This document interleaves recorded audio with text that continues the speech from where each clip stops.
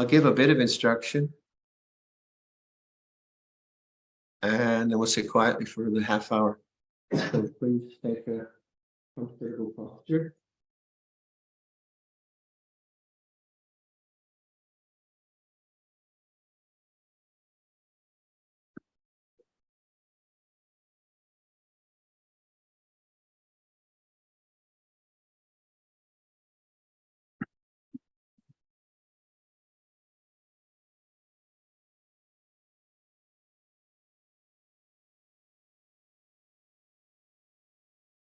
Be still.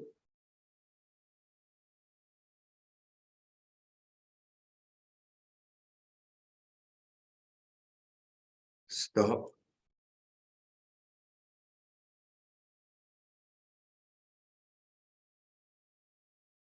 Listen.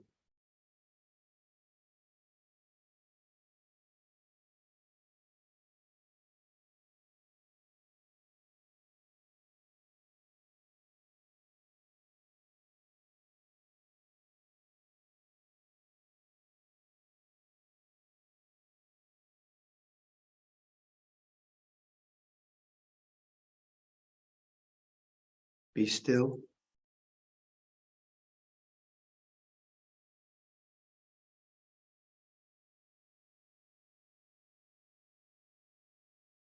Stop.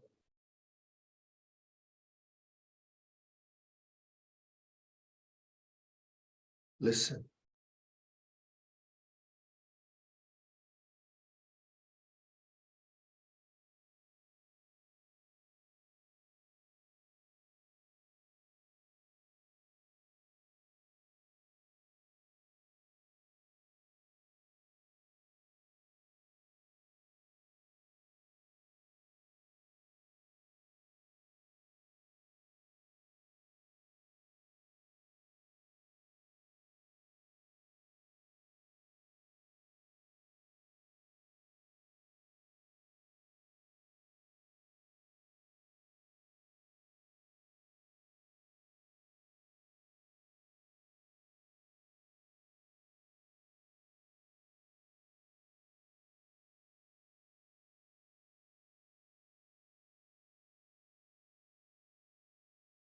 Be still.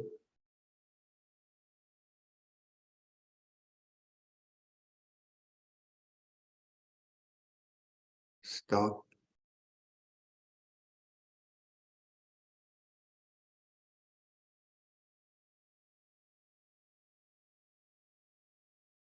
Brahma Jaloka Dipati Sahampati Katanjaliyan Devaram Ayachata Santi Dasata Parajaka Jatika Dese tu Dhammam Anukampimam Bhajam.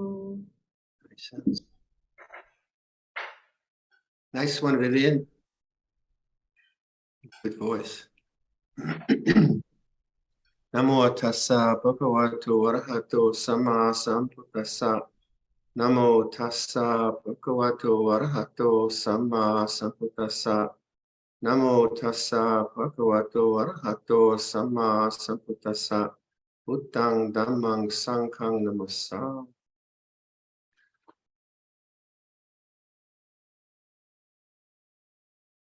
So nice to see you all in Zoom land. Here at Tisarana, there's this beautiful window of a couple of weeks where the birds are returning and there are no mosquitoes. So it's just this little window of opportunity that you can go actually bird watching and not be attacked by all kinds of insects. So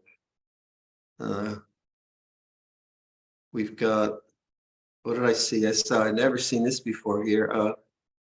It's called a great egret. You see them, like in Thailand, they're very common. And I was over by the beaver pond by one of the kutis, and I couldn't believe it. An egret here, I've never seen it before. So our attention is taken by the world. So I enjoy birding. I've got a good pair of binoculars. So I go out and I saw the bald eagle flying around the big beaver pond. And then I heard the other day, I heard the cranes, a couple of cranes we have. And then I saw, what's that grosbeak? Evening grosbeak, all yellow in color. So this is the world of senses, the sense world, and sometimes it's very attractive in that way. Now, in the mornings, the bird song is the bird chorus in the mornings is fabulous, isn't it? Anyone living up here, very quiet in the winter. So all the songbirds are starting to do their thing. And that's very attractive. And so I'm drawn to that. Listen to the sounds and try to identify the birds. And then if I see a great egret, I'm just total gaga with my binoculars. Oh, I'm going to tell everyone about this. And that's our world. Of course, much of life isn't about bird song and beautiful egrets. It's about painful accidents that we have or disappointments. And then it's also about the habits that we have cultivated inadvertently, the habits driven by emotions from way back when, driven by thought, that also very much impact our world, which is our world to a great extent. So that's all very complex, very complex. And so our attention is for a great part until we start to meditate, preoccupied in these various ways, either through the attraction to beauty and the enjoyment of beauty, or then the struggle with pain and discord and disharmony and all the rest of the worldly dharmas.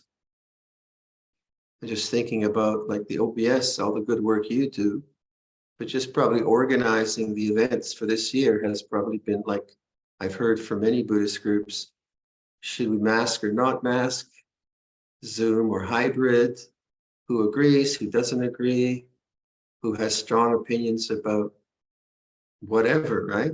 So I think your committee is 12 people, OBS, is that right? That's a lot of work to get a decision with 12 people. And they're good people.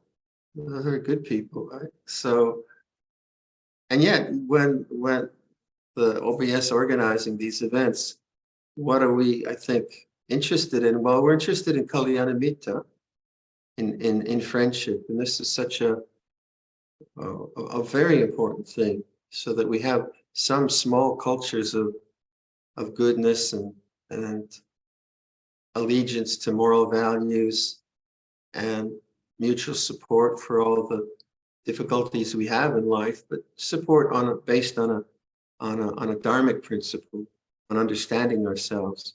So that is the beauty of OBS and TBC and all the different groups that I have a chance to hang out with, either hybrid, Zoom, or in person. There's many ways to do it now. And then we have our own personal spiritual practices that we do within this Kalyanamitta formats. And actually, that's so utterly simple. So we kind of have these complex social situations to take us, hopefully, to something which is utterly simple, which is silence. And so this meditation or non-meditation that I offered, it was just a few words: be still. And I think all of us, most of us, I think, have a pretty good grounding in meditation. I suspect that just by saying that, all of a sudden, if you weren't here now, you awoke to the way things are, just by that one word, be still.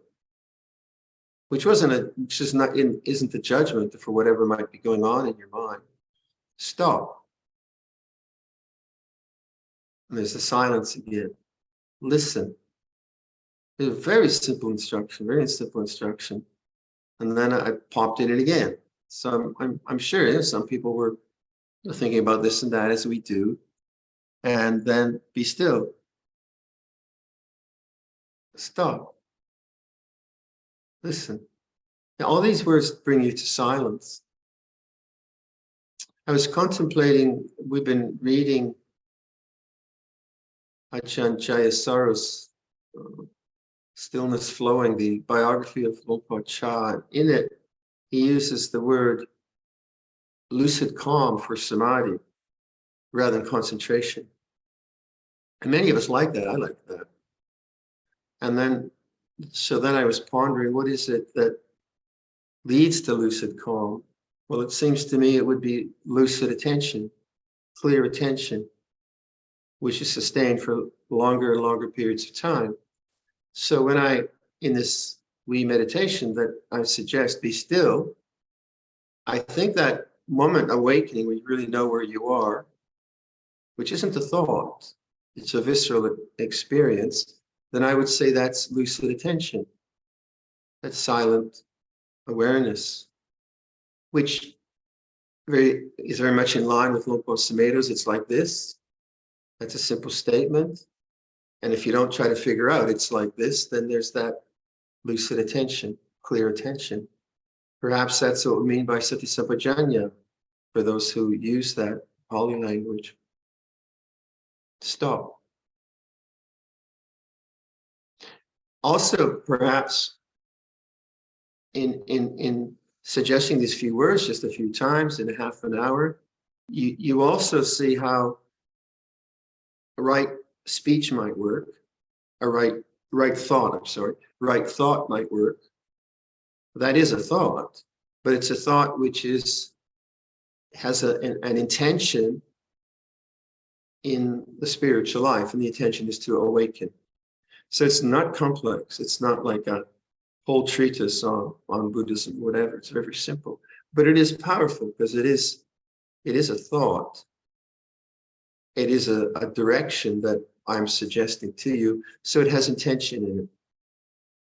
And perhaps if I said these words more during the half hour, you could see how, although I'm directing you or suggesting to you, be still, that in the end you would make that suggestion to yourself. So by enhancing that same intention, be still, not yelling at yourself, be still, you, not that. It's actually just very ordinary, be still. Stop. By saying that, then you're enhancing the intention to be still. And then the opportunities for that would obviously become more obvious, more possible, because why? Because you're making that intention. So it's very simple. But why is it so difficult to do? It's really difficult to abide as stillness, isn't it? It's not rocket science.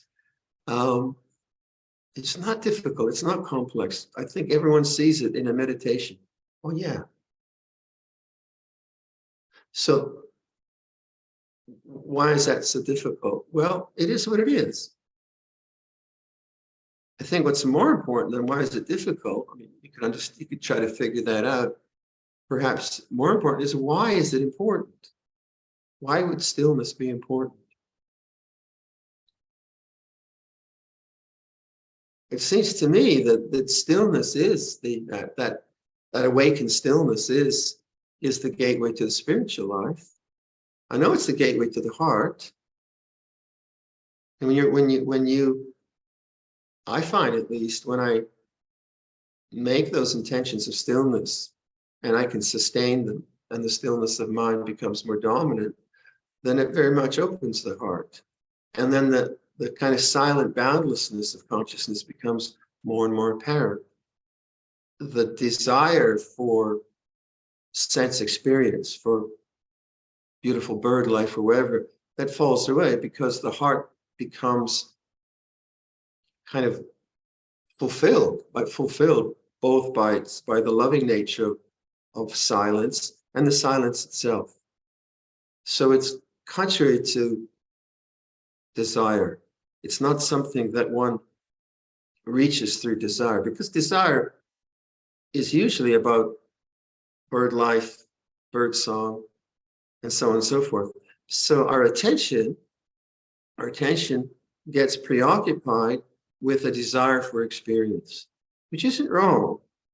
I'm not going to stop birding, right? I'm still going to go out there and take my binoculars and enjoy life as much as it can give me. But I realize that is a lovely sense experience, which I have the good privilege of enjoying in this environment, etc., etc. But I realize that's not stable, or it changes. So what speaks to me is more, how can I not perpetuate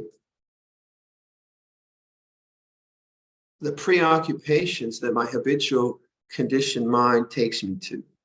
How can I not perpetuate the habitual conditions that preoccupy that silent attention? Because that's what happens, doesn't it? I think we understand, it's not so hard, that there's something important about silence. Something very, very important. Yeah. In nature, you get that, don't you? You walk to an ocean front, or you see a big oak tree, or you hear the cranes flying, your mind stops, and it's kind of silent awe. But it's not about the birds or the ocean. They help, but it's about that silence. So in meditation, we're not choosing objects of awe unless they come to us. If you can, if you want, if that's available. We're just trying to be with the ordinary and come to that same silence through an interest in that silence, and through the abandonment and what is it? It's the not believing in those habits, understanding the habits of thought, of worry, of self-disparagement, of resentment, all those that we all suffer from.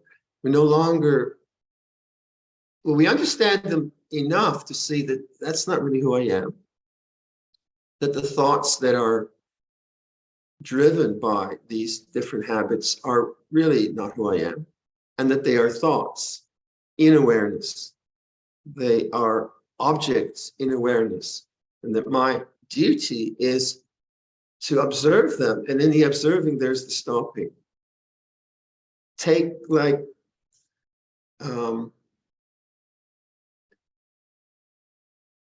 resentment. I often talk about resentment because I suffered a lot from resentment. So you know, someone did something to me some years ago, and the resentment comes up as memory, as habit, as thinking habit, right?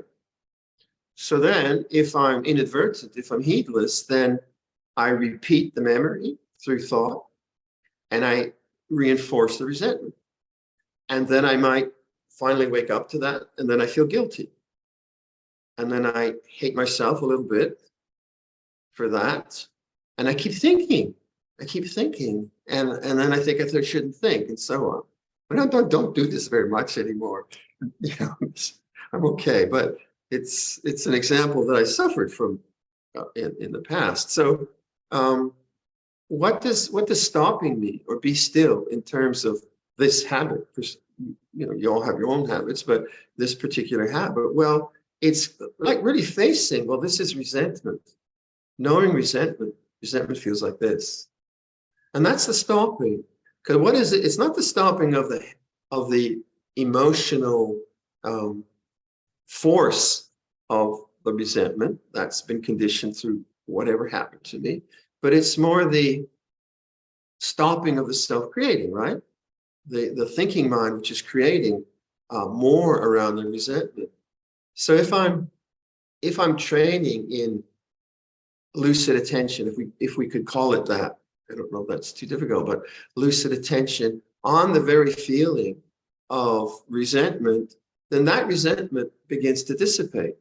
The habit begins to be disempowered, and it goes to cessation. It has to. It can only be perpetuated through my fueling of it. My fueling of it might be to seek some compensation, some distraction, or it might be just be caught up. But basically, my mind would always, my attention would always going to another sense object, either my own thoughts or a banana or what have you. But it's always out into sense objects. But now I'm sitting home with awareness of the way things are and saying, resentment feels like this. Stop. Now I'm not saying that I should never feel resentment, because I can't do that. That's outside of my power, because that's just the way the conditioned mind has been conditioned. So there's nothing wrong with feeling resentment. And then we get to the idea of attachment. The attachment is not the arising. At least my perspective, it's not the arising. I don't want it. I don't ask for it. It comes up. And it comes up, and then what would stillness be? Still knowing, lucid attention on this yucky feeling. Now that's hard to do, because my desire mind is so involved with that. It might actually enjoy the resentment and then feel guilty about the resentment, whatever it is. So we're really looking moment by moment at the way things are, and it's no longer about the objects. It's about the quality of attention. We don't have access to white egrets or great egrets all the time. Unfortunately, we are subjected to all kinds of stuff that comes at us, pain and emotional pain and beautiful stuff and ugly stuff. So now we're developing a quality of attention rather than relying on the quality of the experience. When I look at the egret, the quality of the bird, the color, the newness, the freshness awakens my mind, but in a way that is dependent on the egret. Now I'm taking a stance with non-attachment, pure knowing, and I'm going to try to do that no matter what comes to me, good, bad, or indifferent. So I start to train my mind in lucid attention, no matter what happens. And the next day I forget. And I get caught up, and I resent, or I get fearful, I get worried. And that's where intention and the repetition of intention is so very, very important. And this is, to me, right thought. It's not the thought, oh, come on, get your act together, Viradhammo. That's not right thinking. That's still ego thinking, self-thinking. Whereas right thinking is, it's like this, or stop, or listen, whatever language works for you. Some language won't work for you, like still. If I say to you still, you might think, oh, I have to be still now. But it's not about a have to be, it's about lucid attention. So if one gets a feeling for that, lucid attention, or sati sampajanya, or now is the knowing, or it's like this, so many ways that we circle around that experience. Hopefully this meditation, when I say to you, stop, you notice what I'm talking about. It's a visceral experience. And then you try to cultivate that moment by moment, moment by moment, a lot. So much of life doesn't have much strong resentments or fears. It's just very ordinary, doing ordinary things. And so that's why we say, try to do things mindfully, try to do things carefully. But it's not about like controlling life in some way where you're always there and you know what's going on. It's very much more like relaxing into the silence. What's the silence feel like? Oh yeah, it's like this. And then using that suggestion, walking from A to B, going from one store to another. And there you have to make a lot of intentions. It's a remembering rather than an attainment or a judgment, or thou shalt be mindful, or you're going to go to hell. It's not it's just like remembering. And if you get that, then you understand how the worldly dhammas are very complex, and we have to develop patience and we have to be sometimes strong and say no to people, and time we have to be soft and empathetic, and all the rest of the art of being a good human being. It's hard. It's hard. But this is very, very simple. This is very, very simple. And I think we go back then to Ajahn Sumedho's and my suggestions too are trust and awareness. And as some of you might have heard me on one of the talks with Beta, one of our friends just passed away. And she was close to the monastery, but she came from a Unitarian background. And the ladies who were caring for her kept on suggesting, as she got agitated with her pain or her breathing in the last days of her life, or throughout their spiritual practices, they just kept suggesting trust and awareness. And I could see how the difficulty of the pain of the body and the breathing and so on, the tension that around that relaxed. Trust and awareness. Trust and awareness. And these are practices that are, you really have to do a long, long time. But I personally, what else are you going to do? I can't go bird watching right now because it's dark. And in 2 weeks, I'm not going out there. The mosquitoes will kill me. So the beauty of life is sometimes available, sometimes not. Like this, in the aging process, it's not fun. I feel increasingly clumsy.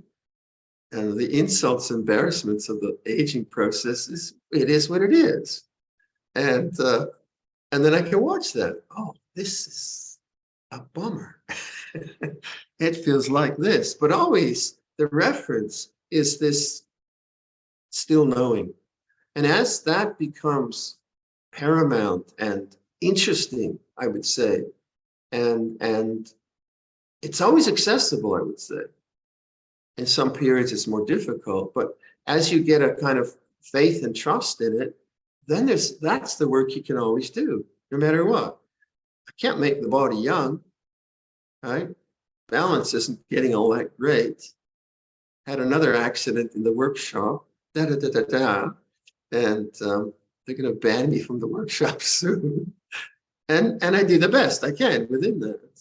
But that's not my refuge. The body's not a refuge. My personality is not a refuge. A personality, isn't that weird? Don't you find that? The kind of personality characters that come up into your consciousness that are uninvited, the complainer, the moaner, and all that. That's not who I am. That's just the conditioned mind. So all that, like we're not trying to be perfect persons or perfect personalities, but we're trying to see actually the whole sense of personality is a thought in awareness. And as we awaken to that and don't trust in the I thinking, the constructs of self that we are constantly being subject to through habit, we don't trust that. We say it's like this. And in the like this, we're referencing the silence, not saying anything about it, not judging it, not saying it's right or wrong, because silence is not a judgment. Why does the silence lead to the opening of the heart? I don't know, but it does. That's the mystery for me. Why is silence conjoined with the great compassion? Why should it be that way? Don't know. It's a mystery. But why not? So trusting in silence is I think is part of the idea of saddha, faith. Rather than our tendency to analyze, try to fix, or be a better person, that's fine. I mean, it's fine to try to develop right speech and all that. But deeper than that, I think the doorway to the spiritual life, and this is a spiritual life, it's not just a neuroscience life or I was reading a book and he was saying there's the corporate Buddha, where you become a better corporate citizen, and the self-help Buddha, and the neuroscience Buddha, all these different Buddhas. But what is silence? What is that? Why is that important? Why do we feel intuitively that that's very, very important? So I just encourage you to, all of your faces are familiar for many of you, and this isn't so far away. This is very possible. We have complex lives. We deal with complex things, yeah. But as I always encourage, to kind of get some space in the morning to touch that silence. And that will nurture you and make that practice, that intention, more vivid. Because you do have to put a lot of effort into it. But it's a sustain. It's not like a climbing a mountain effort. It's more like a remembering. Very simple, very, very remembering, which we all can do. We all can do. Even if some really aberrant personality trait comes up, which is quite ugly to you, then you burn in the middle of that. Say, wow, this is not nice. But it's like this. You have the courage to just let it burn away. And that burning away of the energy is where it takes a lot of patience, because it's I got to fix this. I have to be someone else. It shouldn't be like this. No. It's none of you. This is not you are. This is a conditioned reaction, response, habit, that if it's allowed to be witnessed, if you can witness it, it will cease. And quite often we don't trust in the cessation of things. It has fuel from what happened in the past, and it manifests as energy, sure. And then we witness it, and sometimes it's like a storm of emotional negativity or whatever, and then it runs through you and you trust, and then there's the cessation. Not because you've replaced it with some compensation or distraction. No, it's not that, because that doesn't lead to cessation, but because you allow it to be just as it was. A sankhara, an energy form, it arose, and you didn't go to the thinking mind, to the I making, a my making. Or if you did, you noticed it. You went back to the kind of purity of awareness. This is hard work. And yet, how else can it work? I mean, what else are you going to do, right? At least that's my perspective. Of course, I'm a monk. I would talk like that. Okay, so I'll leave that for your reflection, and maybe someone has questions or something. Namayam Dhammakataya Sadhukaram Dadamase Sadhu Sadhu Sadhu Anumodami.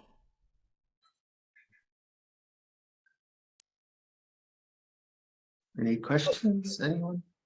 So if people have questions, perhaps they could use the reactions and put the raise hands symbol up, and then I will ask you to unmute. Okay.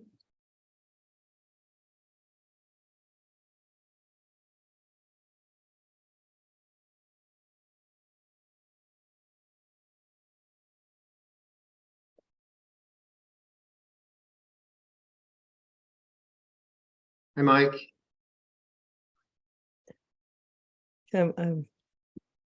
Let me just find you here.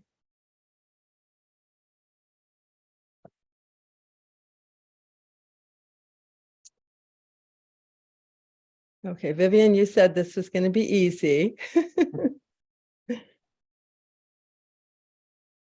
Yes, if you hover over ask to unmute. Oh, yes, I see it. I see it now. Okay, there we go. Okay, there you go. Hi, Mike. Hey, hi, Margaret. Luang Por, nice to see you. Thanks for teaching today.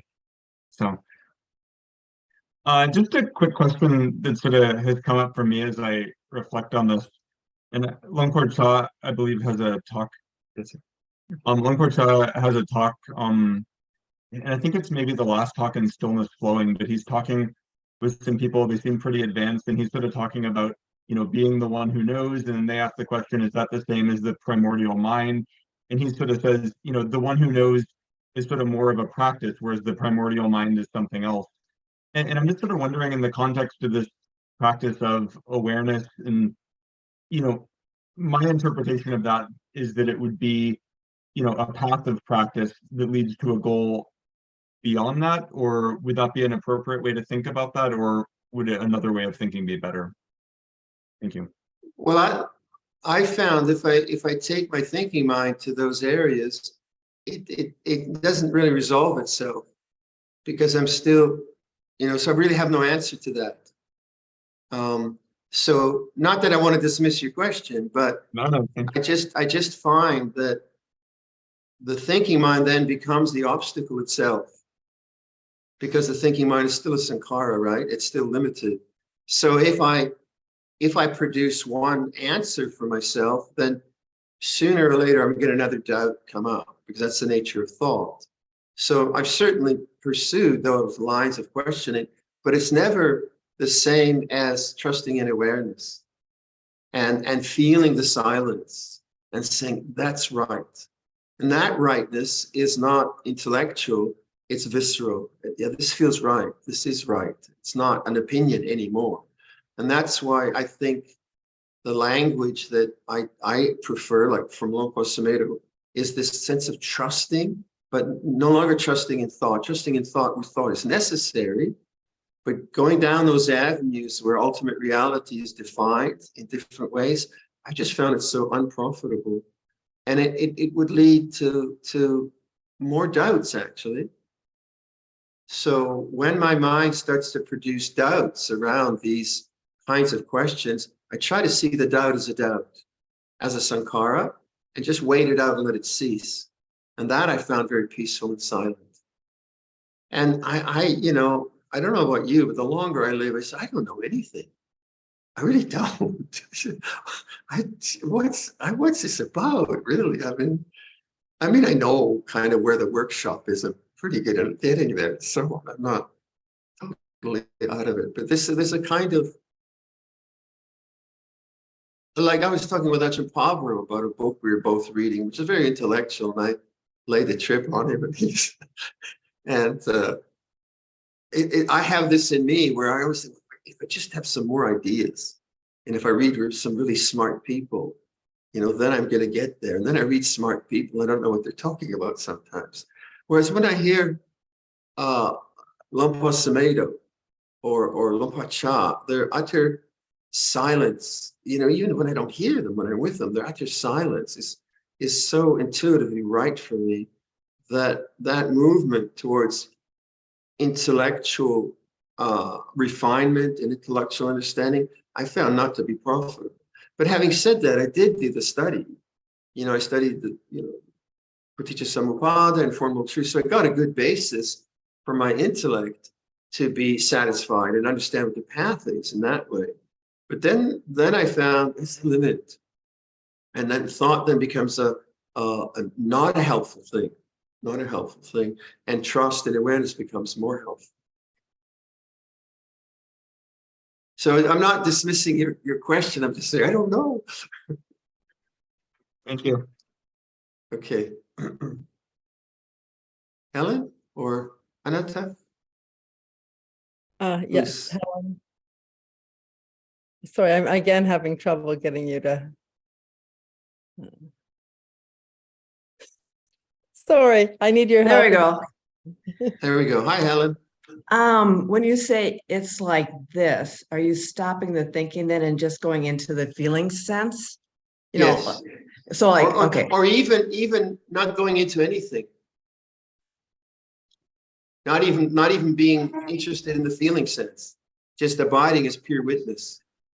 Because sometimes it's like this.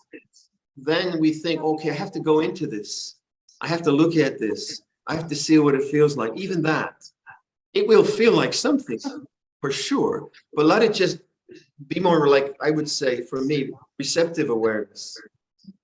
Rather than thinking I need to go into the feeling sense of it. Not dismissing that, but also not making that the project. The project is pure witnessing. Okay. Yeah, I think so. I think sometimes I probably go into the feeling sense a little too much because they always say go into the pain, if you go into the pain, then it will dissolve eventually, and it does. But I feel like it kind of gets more pain because you're looking at it so intensely. Yeah, and you're still preoccupied with an object in awareness. Oh, whereas okay. What you're interested is the space and consciousness within which these things arise and cease. Okay. And that's my second kind of question is sometimes I don't do it's like this. I just when I see the sense of self arising, I go to my senses. I'll Okay. listen to sounds because I just know when I go to my sense of self, I'm causing distress to myself in some way. Right. So I kind of bypass the self and go, okay, let's go to feeling, sensations, hearing, seeing. Is that Perfect. okay too? Okay. Perfect. Yeah, because you're not buying into the habit of selfing. Perfect. Yeah. Okay. And those good. habits are so powerful. To have another object and then just abide as a witness with that object is perfect. Well, I think I've suffered enough that I see that sense of self, is not my friend most of the time. Don't trust it. No. Thank you. Okay, Helen. Anata.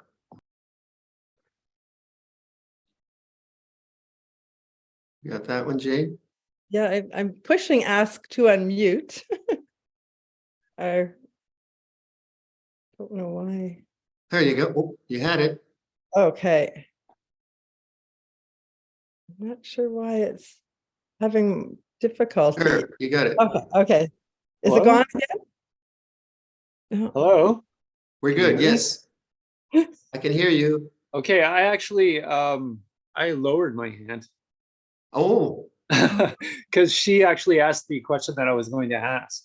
So two for the price of one. yeah. So I'm Okay, good. you have another Good. question? Not really, no. That was Okay. the big one. That's the one I had. So Okay, great. thank you, Luang Por, for the Okay. answer.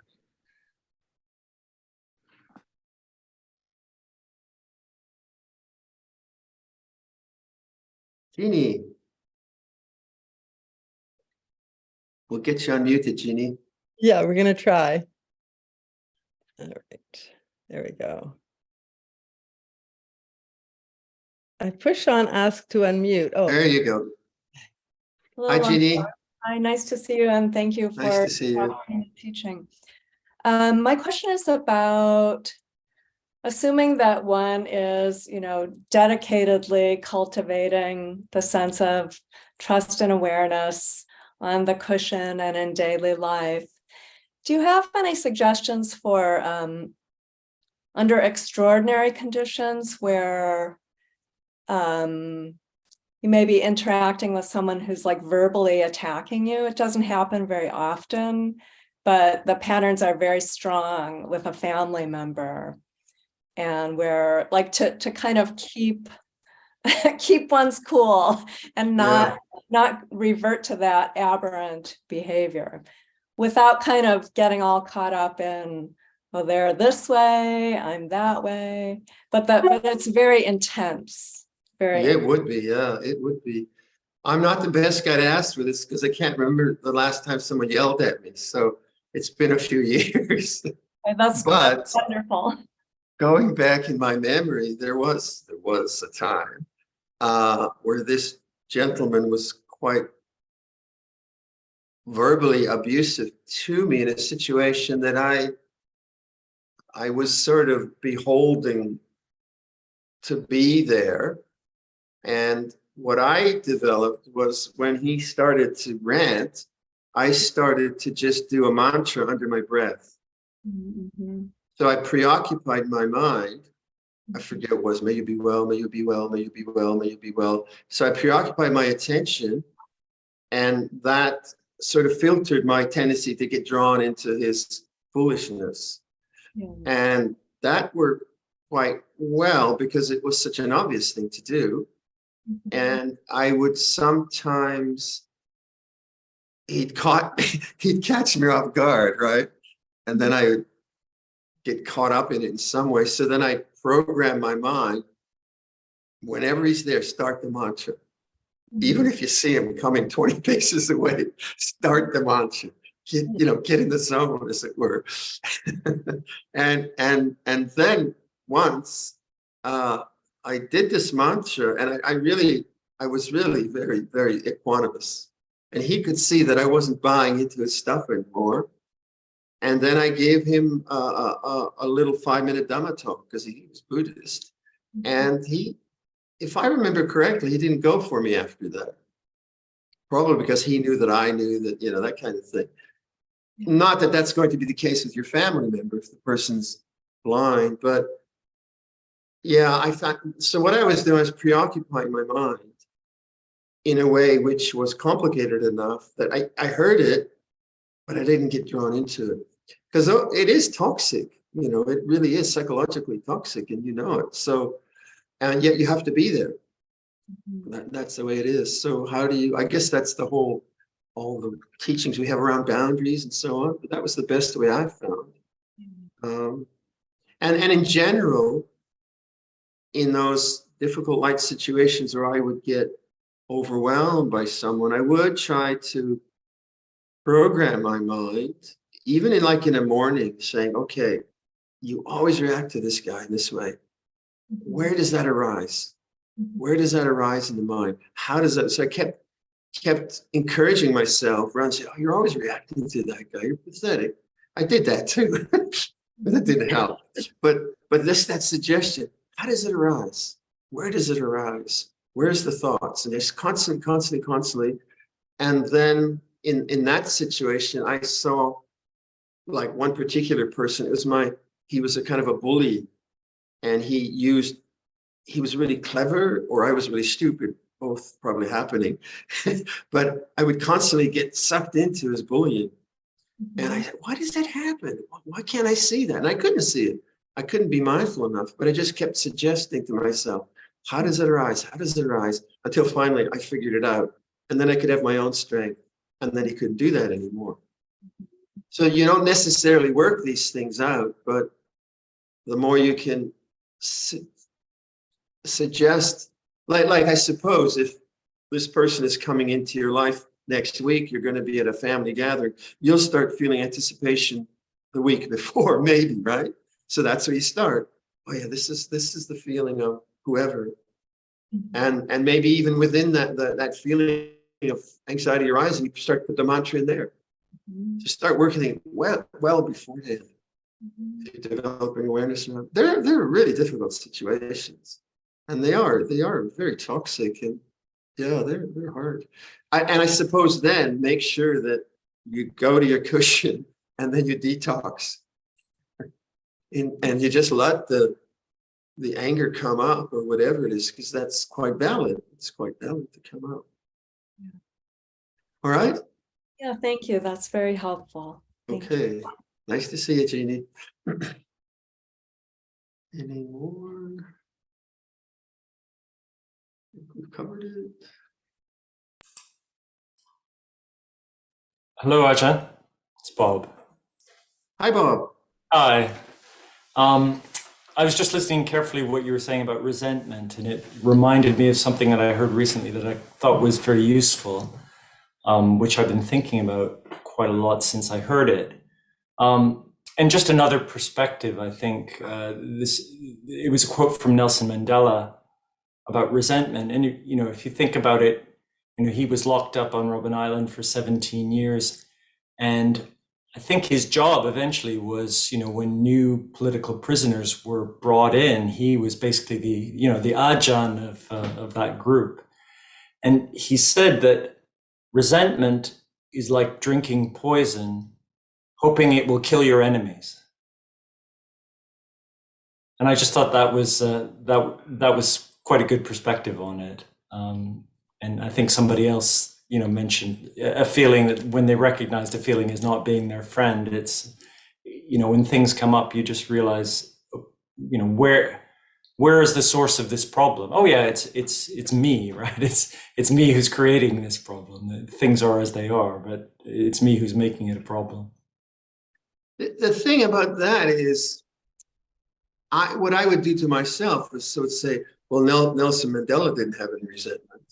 So the problem with those idealized solutions is, for me, self-disparagement. Because I'm not, you know, intentionally resentful. You know, the problem is not allowing resentment to be conscious for me. I knew the theory that this doesn't feel good. I don't want to be like that. So actually the problem was vibhava tanha, repression. So if I look, Nelson Mandela's not resentful. You're pathetic, Viradhammo. It was actually counterproductive. What I found was productive actually was to make it conscious and realize, oh, that's a memory. And go to, oh, memory feels like this. And then not go to I thinking, my thinking. Now, if I really believed that resentment was true, and I started to, plot the overthrow of all these people, then you should come to me and help me on this. So that can be, if someone really believes in the resentment and so on and so forth, then you say, no, that's not the way to go. But I find with Buddhists, most of us don't really believe in it. Maybe I'm naive. I am naive. But I find that the problem mostly is that we want to be good people. And I shouldn't be like this. I shouldn't feel like this. And we don't allow sometimes, at least that's my case, for these things to become conscious and say, oh yeah, that's a memory. It feels like this. And to let it run its course as memory, not as thought. And then in its cessation, it no longer, those memory traces don't go that way. And where have I picked up these habits is just heedlessness and actually feeling anger and so on and so forth. But they have become, they're gone now, but they were a habit that I had to address by letting them be conscious. Do you find, Ajahn, that it's helpful for you to name things, to say this is, and because sometimes we have feelings, just kind of yucky feelings, and it's difficult to know what they're about until maybe you can find some way of putting your finger on it. Yes and no. Because sometimes that for me can lead to a need to analyze it and understand it. Whereas more and more I thought, well, it is what it is. And I find that to be more helpful because I need to be with it very, very directly rather than intellectually. Intellectually, I overlay it with thought, whereas I find more helpful to witness it from silence. And I guess what I look at is the desire to get rid of it and the holding on to it. So I look at more desire patterns around the yucky feeling rather than the source of the yucky feeling quite often. But say with resentment, I could quite often just say it's just memory. And that was a helpful word. So kind of yes and no. Sometimes for me, I could overanalyze, overthink things, try to figure it out. And oftentimes that came for me from trying to get rid of it. Whereas I know the suggestions of Luang Por and Luang Por Chah were always, well, it is what it is. It's like this. And Luang Por Sumedho too. And because I understand that other part of my mind, which would like to get rid of things and so on, I guess I gravitated to that more. Where I used that sense of understanding was to understand the Four Noble Truths and specifically desire and attachment to desire. So then my question would be around the yucky feeling. What do I want that I don't have? What do I have that I don't want? And it's the wanting which I was always trying to focus on. That was the most fruitful. Okay, thank you. That's really helpful. Thank you. Thank you for the question, Bob. Marjorie, would you like to unmute did it work? No. Yeah, you did. Hi, Marjorie. Hello, Ajahn. It's wonderful to see you again. Nice to see you. I'm still back with, you were referring to my friend who died a week and a half ago, and we were pretty close. And I'm kind of stuck on what you were saying about the importance of just being in awareness.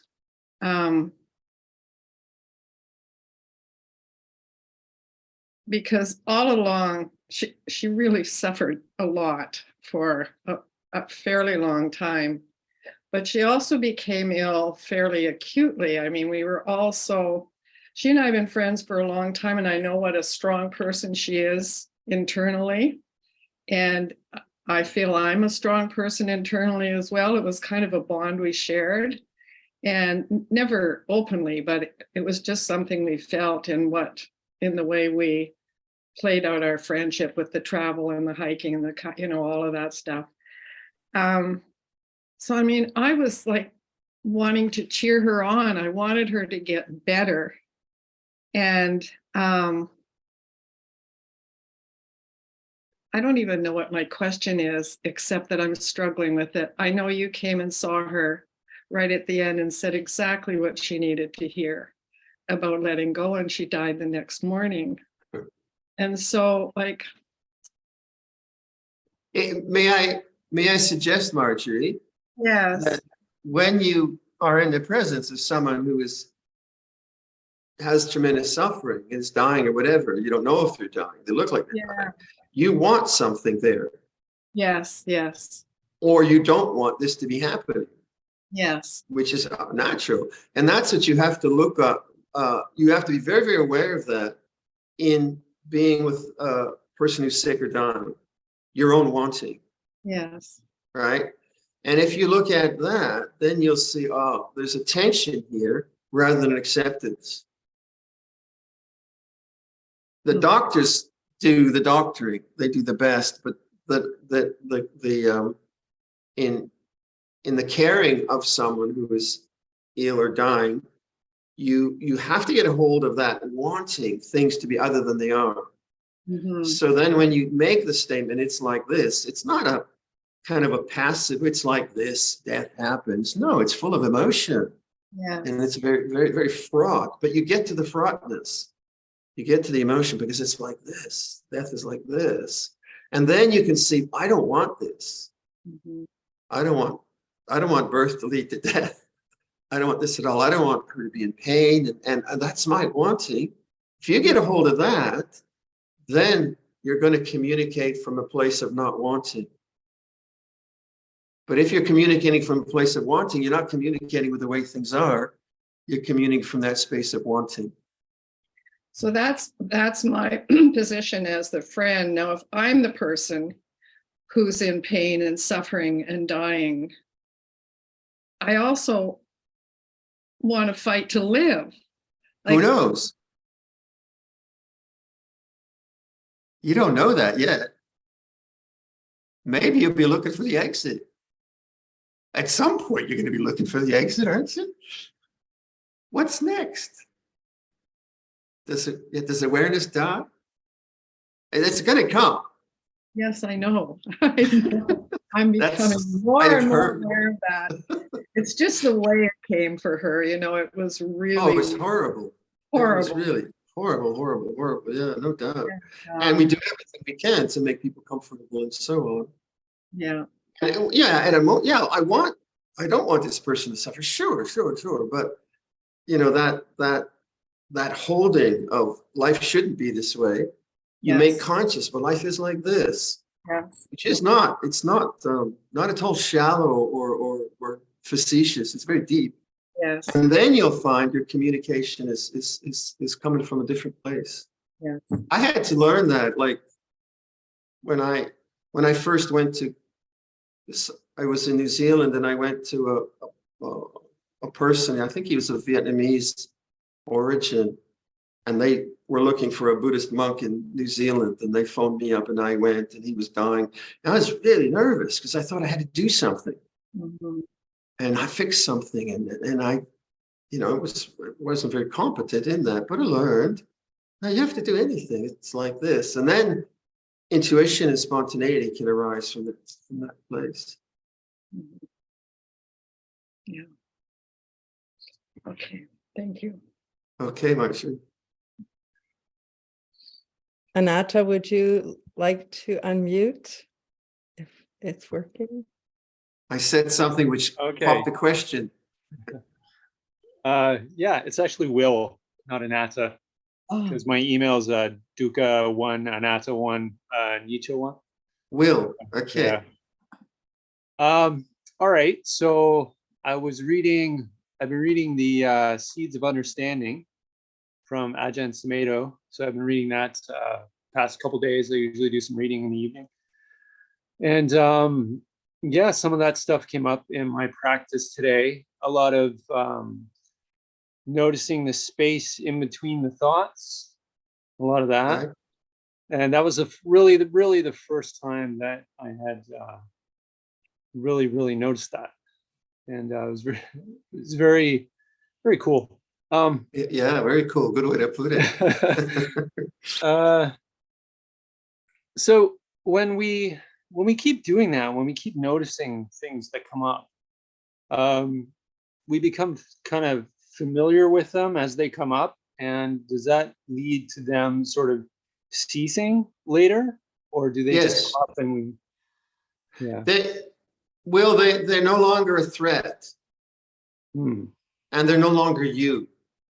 Cool. They're history, and vipaka kama, whatever you want to call it, and you know that they're not going to last. You know, you know their memory, you know they're conditioned, and also you know that really you have an intuition that your real identity, your home, is that spacious awareness, not as an ego identity. It's just the use of language is difficult there, but you realize that's my real home, and this other stuff which is coming and going, no, because you have an alternative now. Before, when you don't realize space and awareness and witnessing, then the only thing you have are the emotions and the thoughts and the body. That's your only place. So you're always trying to get it right. And then you say, well, I don't have to change this. I have to witness it. Oh, what a relief. And then you forget. And you remember. And you get better and better at it. You become familiar both with the space of witnessing and with the fallacy that these things are a problem and somehow yours. You realize that's a fallacy, that they arise and cease according to causes and conditions. So stay with it. That's great. That's really great. Thank you. Okay. Thank you, Uncle. All right.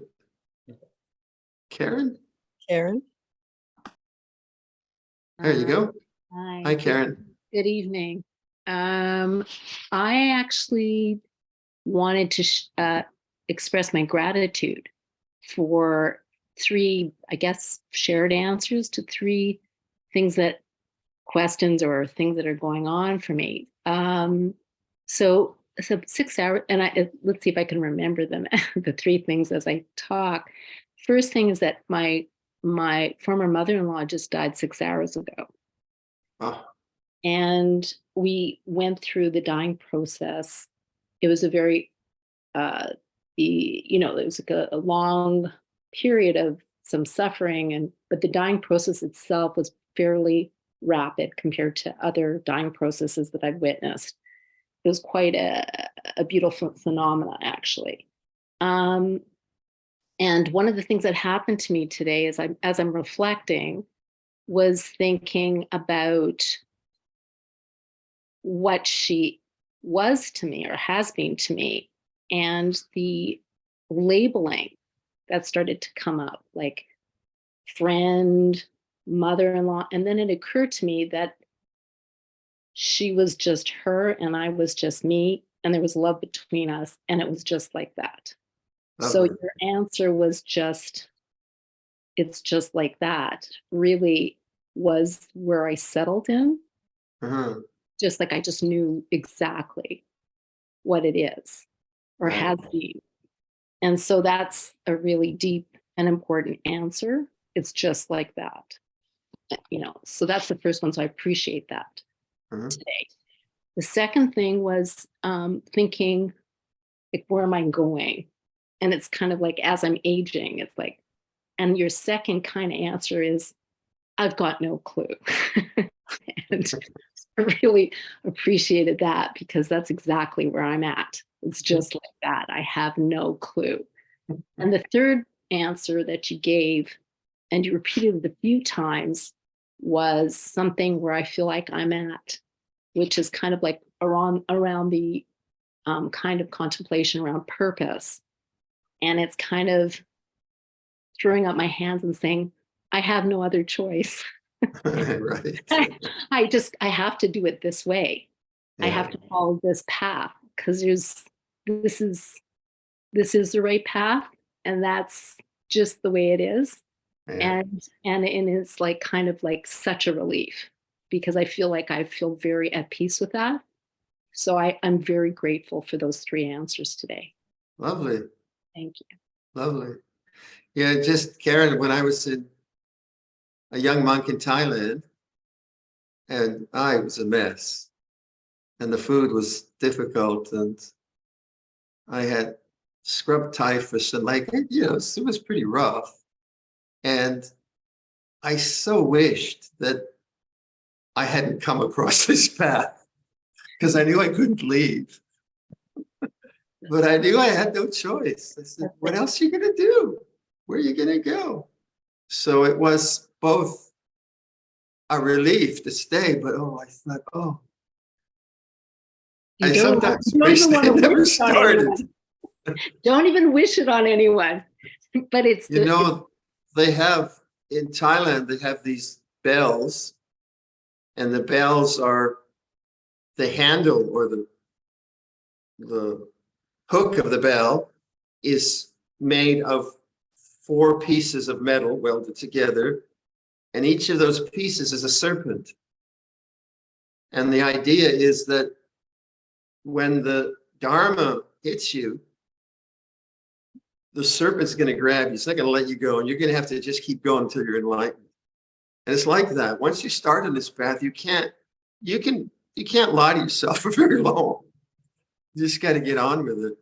But of course, as you become confident in the silence of the mind, and of course you're so grateful, so beautiful, it's so right, and no problem. So good, very good, Karen. Nice to hear. Thank you. I'm very grateful. Thank you. Okay.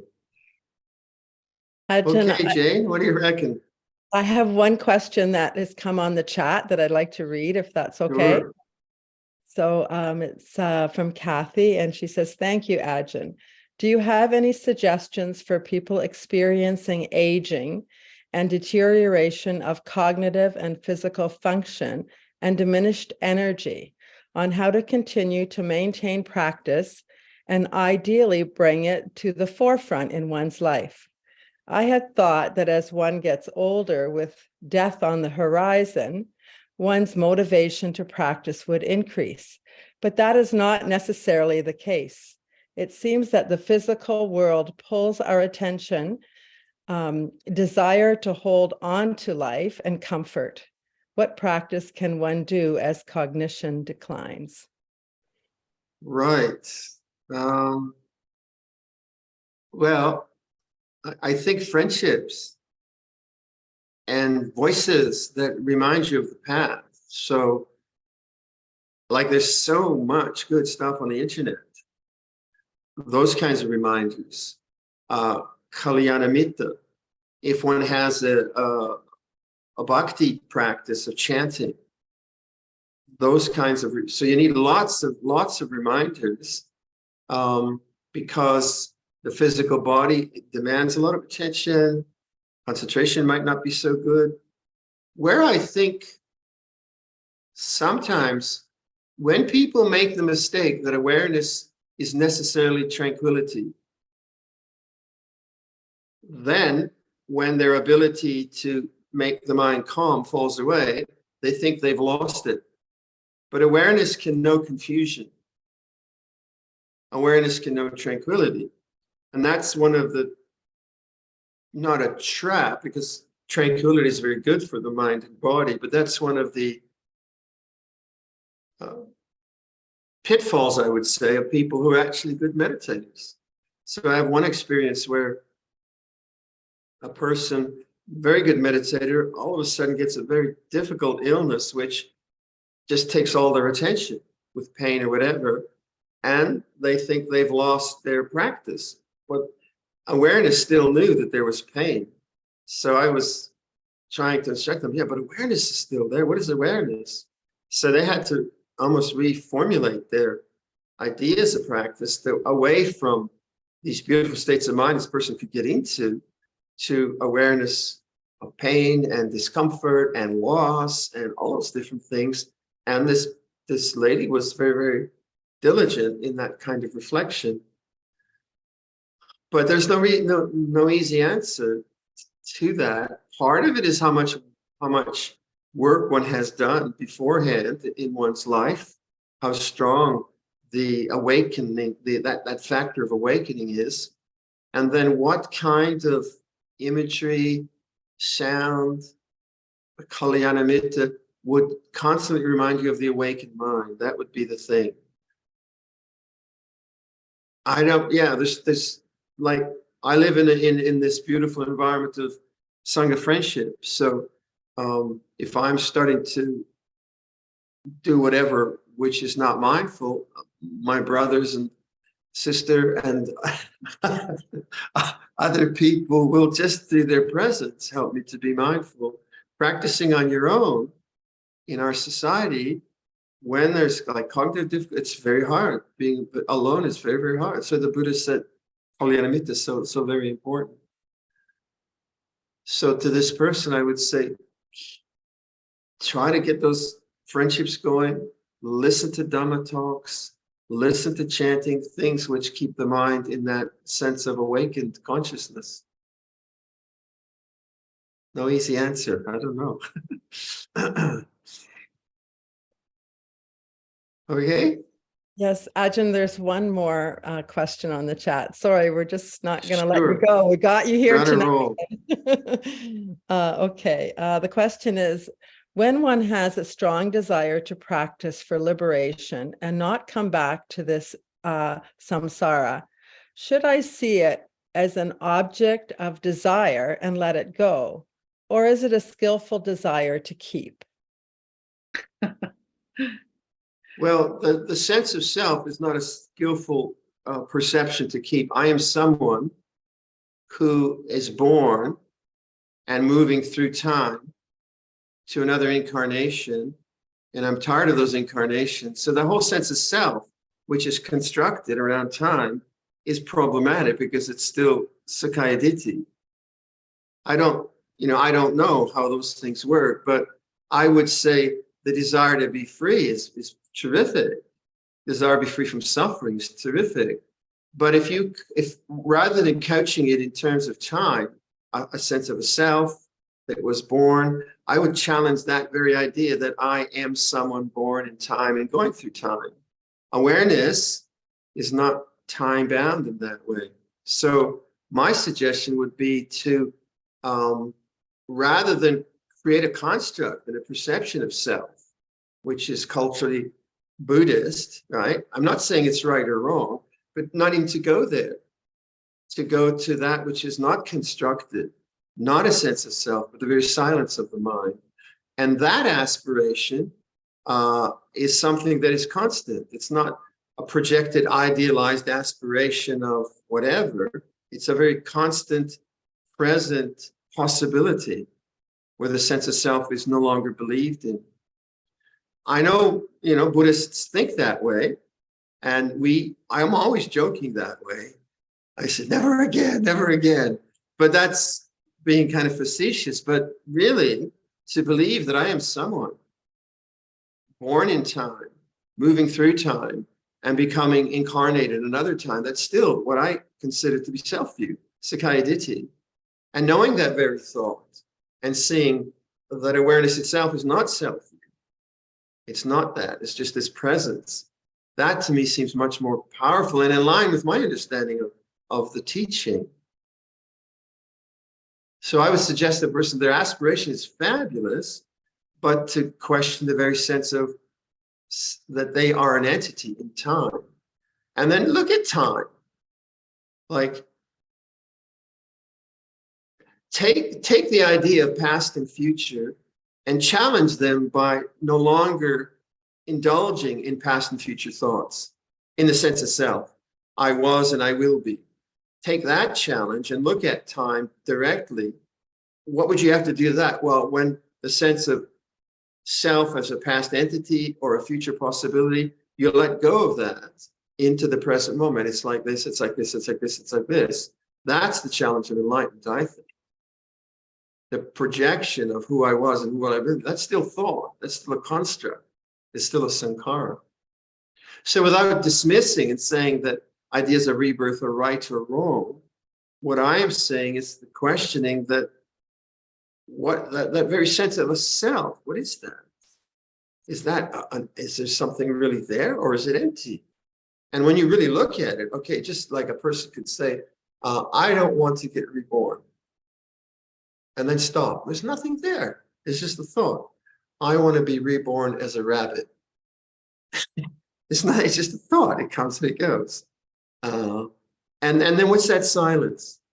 And then that, to me, seems that is the gateway to that which is not born, and it's unconditioned. And the Buddha's enlightenment, to me, wasn't a recommendation for a more auspicious rebirth. It seemed to me that his enlightenment was, well, there is the unconditioned, the uncreated, the unoriginated, the unborn. Realize this. Do this work. So that's, to me, the uniqueness of the Buddha's teaching and arising in culture. So paying attention to those ideas of self and time in mundane ways, like, oh, I was a bad person in the past, or I'm going to go somewhere in the future. So much of our meditation language is present moment awareness. Let go of past and future. We're constantly saying that. Now, conventionally, we have to dwell with past and future. I'm planning a trip to Europe, and we're have a building project. So functionally, yeah, this is past and future. But as an entity, as a sense of self, is that true? Is that really who I am? Am I someone born in time? And then what is the Buddha's teaching? There's the unconditioned, the uncreated, the timeless. What is that about? I would encourage this person to inquire in that way. And then whatever happens, you'll be okay. I'll keep the precepts, okay? Keep the precepts, do good, refrain from doing harm. That sets a nice, whatever's going to happen in the future, you're going to be fine. But then use that basis for understanding the unconditioned. How's that? I think that's all the questions I see. So, all right, good questions. Thank you. Can we, Jane, shall we finish with the English of the Metta Sutta? that sounds good. Can do, yeah. Actually, Are we going to put that up, Vivian? yes. Okay, yeah. So please join our Sangha here, or not. Ajahn, you want to lead? This is what